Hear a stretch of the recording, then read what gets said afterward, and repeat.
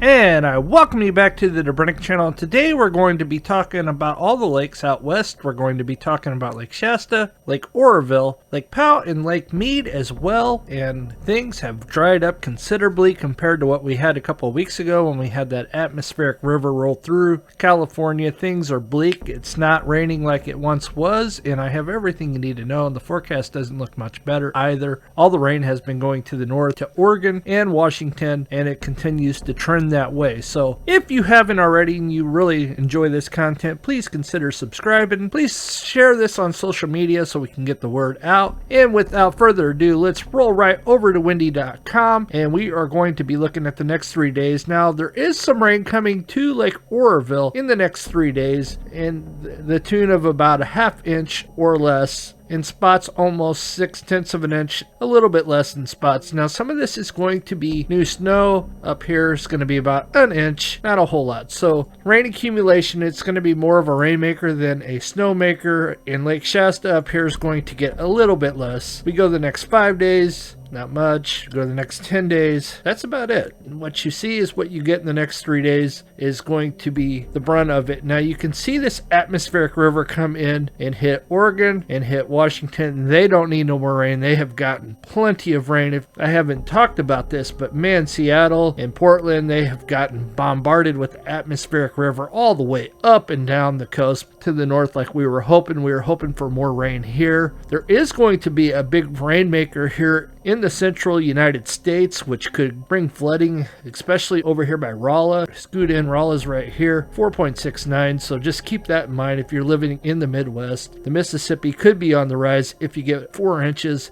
and if you recall, a few years back, St. Louis got that really heavy storm, so this is something to be watching, and we could have the Merrimack River down here flood out as well, so this is something crazy. Now, we scoot back onto topic here as get a little off topic, but Aspen, Colorado here is only going to get 7/10 of an inch. The snow depth is not impressive yet, so the most you got is 11 here and 7.6 over here in Aspen, and over here by Vail 7.9, up here by Steamboat Springs 13.1, and it's just not real impressive yet. Hopefully this changes. We go back to the new snow accumulation in the next 10 days. According to this, you're going to get 6.2 there, and then down here as we scoot in, this is at Steamboat Springs, going to get 6.2, and then down here by Vail 5.4, and Aspen's going to get a modest 8.9, which is almost 1 inch equivalent of water. Now Grand Junction's actually going to get in on the action, which is rare. They're going to get almost 2 inches of snow, 1.9, 2 inches, somewhere in there, which generally this is pretty dry. So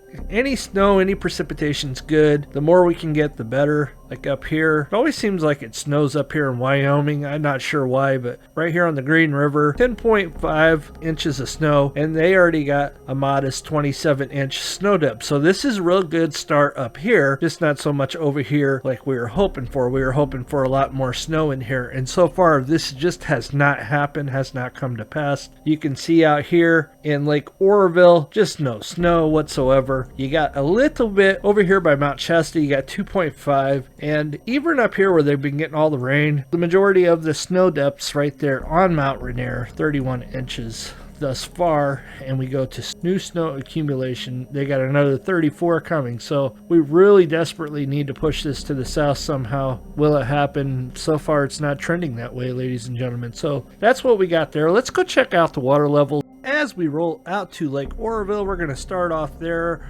Things are improving somewhat. Now, granted, they weren't at the all-time low like they were earlier in September when they were at the all-time low. Things have been trending up every day. I have been looking at the forecast at least every other day, and you can see that 0.23 feet of snow, and the water level is currently 669.53 feet MSL, which means sea level. Wednesday, November 17th, 2021 at 2 p.m.